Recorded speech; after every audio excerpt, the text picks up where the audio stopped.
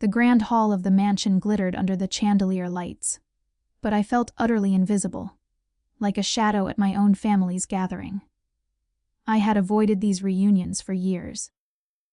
Knowing the sharpness of my mother's tongue and the judgmental eyes of my relatives.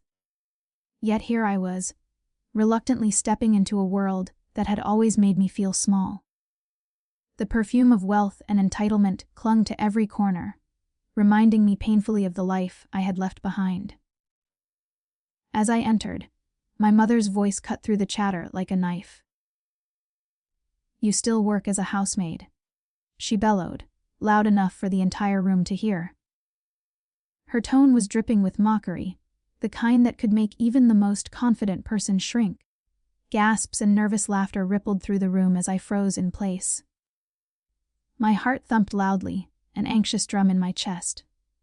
Before I could even respond, she added with a cruel smirk, "She's just here for free food."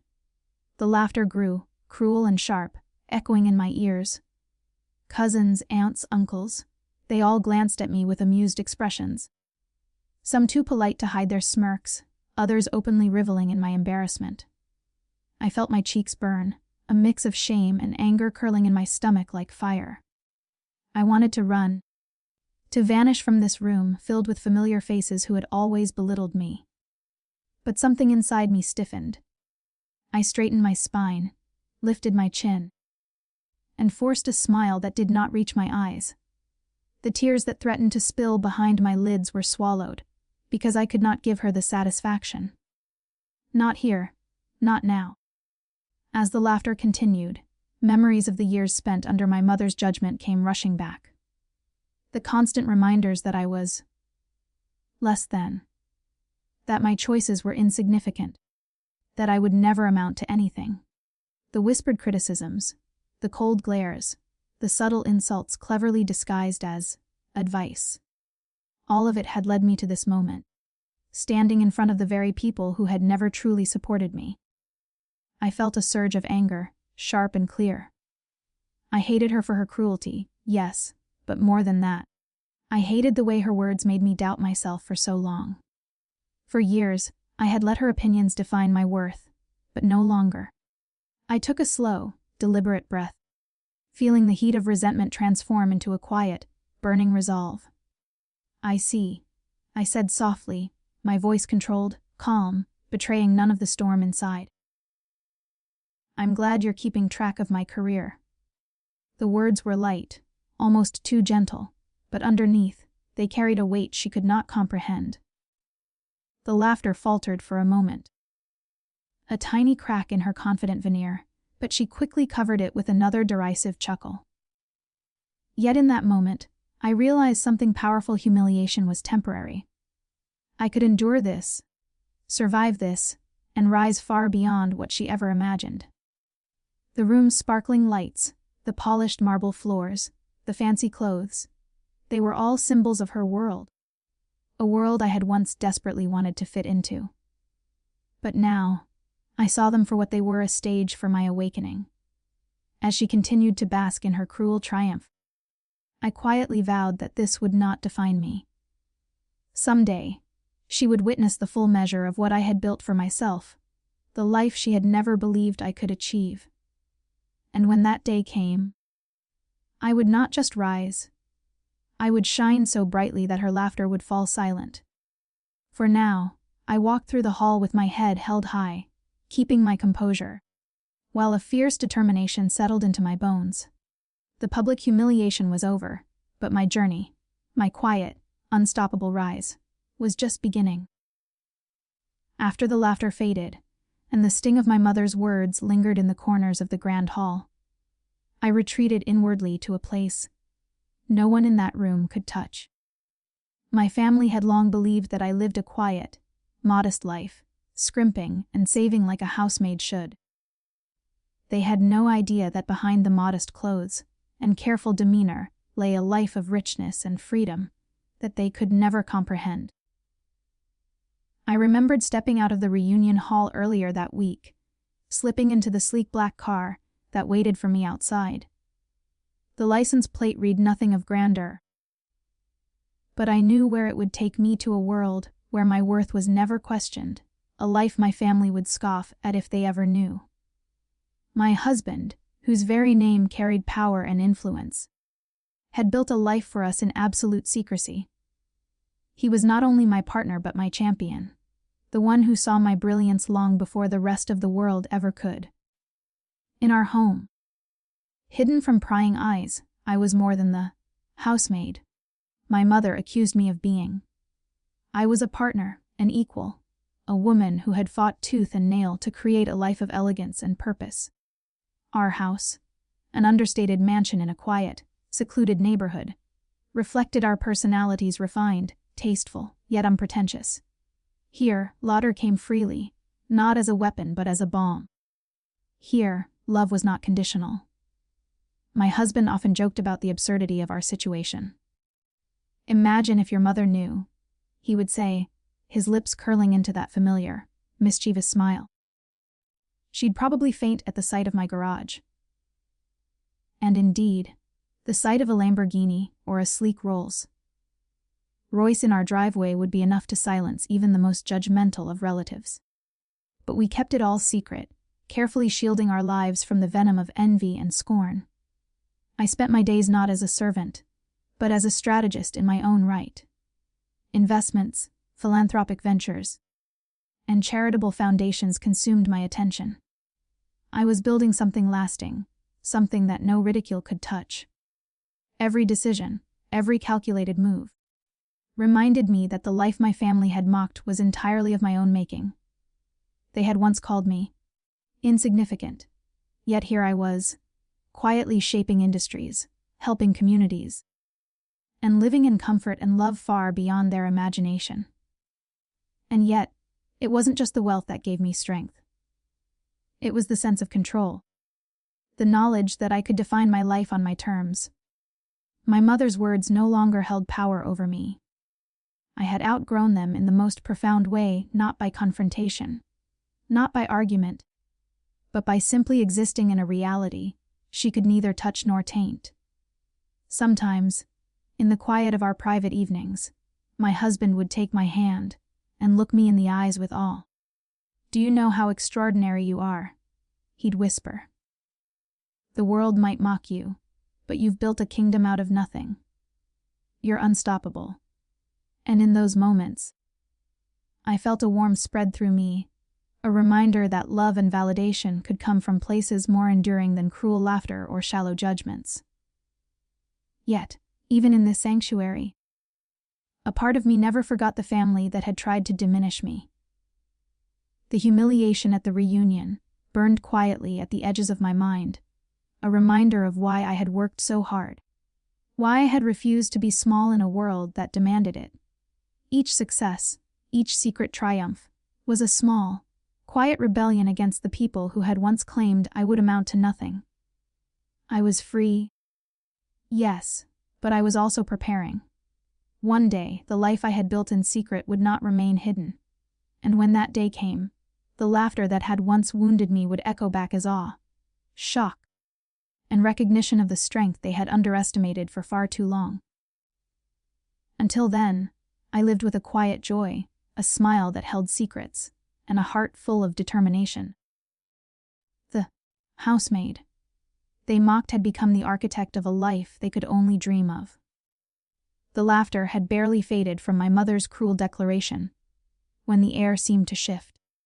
I could feel it before I even saw him. The subtle hum of power and presence that announced someone who did not belong to their petty, judgmental world. Heads turned slowly. Murmurs rippled across the room, and in that instant, I knew the perfect moment had arrived. The sound of a roaring engine echoed through the driveway, growing louder until the massive double doors of the mansion revealed a sleek, yellow Lamborghini. It glimmered under the afternoon sun, polished to perfection, every curve radiating wealth and style. The entire room fell silent, the previous laughter vanishing like smoke in the wind. My mother's expression froze, her eyes narrowing as if she were trying to dissect what she was seeing, but failing spectacularly. He stepped out of the car with a casual elegance, as if the world had always bent to his command. His tailored suit fit perfectly, his presence magnetic and undeniable. And then he saw me.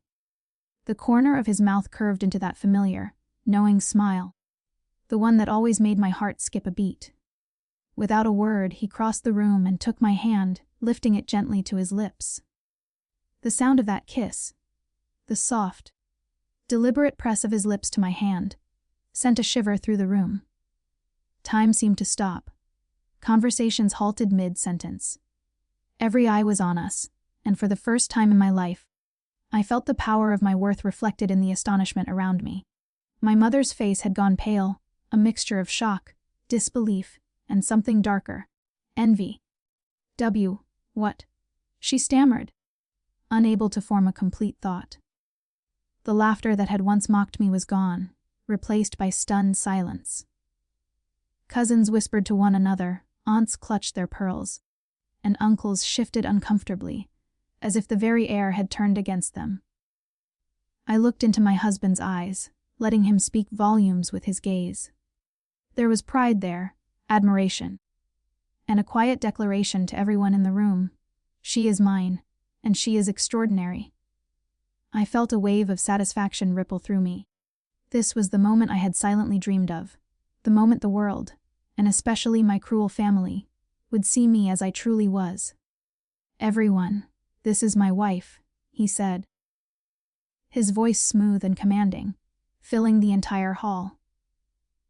"She's the woman who runs more businesses than most of you could even dream of, the one who has built her own empire, quietly and brilliantly, and I have the honor of standing by her side." Mouths opened and closed, unable to form words. I allowed myself a small, controlled smile, the kind that carries the weight of unspoken triumph. The humiliation I had endured moments ago melted into sweet vindication.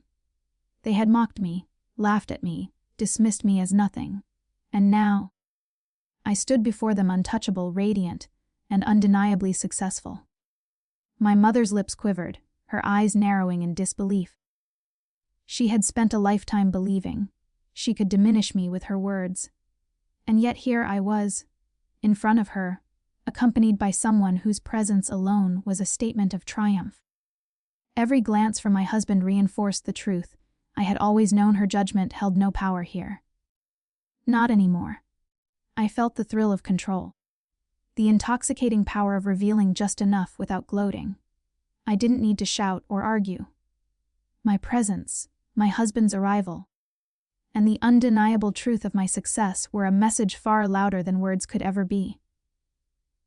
As the room buzzed with whispers and stunned murmurs, I allowed myself a small, private laugh. This was only the beginning. They would remember this moment, etch it into their minds, and understand, finally, that the housemaid they had ridiculed was far more than they had ever imagined. And in that silent, electrifying victory, I knew the sweet revenge I had dreamed of for years was just beginning to unfold. The room was thick with silence, the kind that comes after a storm. My mother's words, sharp and cruel just minutes ago, now felt hollow against the truth that glimmered in every eye. For the first time, I saw her falter, not with anger, but with the realization that she had underestimated me, that she had misjudged my worth in ways she could never undo. I let the silence stretch, savoring the moment without a trace of arrogance. My husband stood beside me, his hand brushing against mine, a subtle yet powerful claim that I was not alone, that I had allies and strength far beyond her reach. His presence amplified the truth I carried. The housemaid she had mocked was not only thriving but reigning in her own kingdom, quietly, confidently, and magnificently. Some relatives tried to mask their shock with polite smiles. Others whispered frantically to one another. And a few, those who had always doubted me, looked as if they might crumble under the weight of their own misjudgment. I could see it in their eyes: disbelief, awe, and a grudging respect that only comes when someone has proven themselves beyond expectation. My mother, however, remained the hardest to read. Her lips pressed into a thin line, her eyes darting between me and my husband, searching for an answer she couldn't find. I felt no fear, no hesitation. Instead, I walked toward her, the soft click of my heels on the polished floor, echoing like a heartbeat in the tense room. "Mother," I said gently, yet firmly, "I know you've always believed I would amount to nothing. You've said it, laughed at it, and made sure everyone else believed it too." I let my words linger, the truth wrapped in calm conviction. "But I want you to see, truly see, what happens when you underestimate someone, when you dismiss their potential. I've built my life with my own hands, with hard work, intelligence, and determination. And yes, I've done it quietly, without needing to shout it from rooftops until now." Her face twisted, a mix of shame and frustration. She opened her mouth, perhaps to interrupt, perhaps to argue, but I raised my hand slightly, not as a gesture of finality, but as a signal that this was my moment, my voice. "I forgive your words," I continued, "but I will never allow them to define me again. And I will never let you or anyone else belittle me without consequence." The room was silent, even the faintest whisper seemed too loud now. I could feel the power of my presence, the satisfaction of years of quiet resilience culminating in this single moment. Then, I turned back to my husband, letting him squeeze my hand lightly.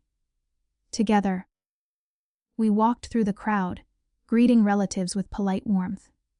Each interaction carried a subtle undertone, a reminder that I was untouchable, respected, and loved by someone whose admiration and loyalty far outweighed their ridicule. Some cousins approached cautiously, attempting compliments that felt like apologies, while others simply stared, unsure whether to react. Every glance, every whispered word, reinforced the truth the scales had shifted. I was no longer the timid girl they had mocked. I was a force they could neither ignore nor diminish. As the reunion progressed, I found moments of quiet satisfaction in watching my mother's discomfort. She tried to regain control, attempted to dominate conversations as she always had, but I had already moved beyond her influence. My revenge was not loud or cruel, it was elegant, subtle, and complete. I had risen above, and in doing so, I had redefined every expectation she had ever imposed on me. Finally, as the evening drew to a close, I stepped outside, my husband's hand resting confidently in mine. The night air was cool, filled with the quiet hum of possibility and triumph. I looked at him, and he smiled, that same warm, admiring smile that had always reminded me of my own worth. "We did it," he said softly. "You did it." I nodded, a serene smile spreading across my face. The years of humiliation, doubt, and betrayal were behind me. In their place stood pride, dignity, and the knowledge that I had finally taken my rightful place. Not just in the world, but in my own life. And as we drove away, leaving the stunned gathering behind, I realized something profound. Revenge had been sweet, yes, but freedom, love, and self-respect were even sweeter. I was no longer the girl they had mocked. I was the woman who had quietly conquered, brilliantly and unapologetically.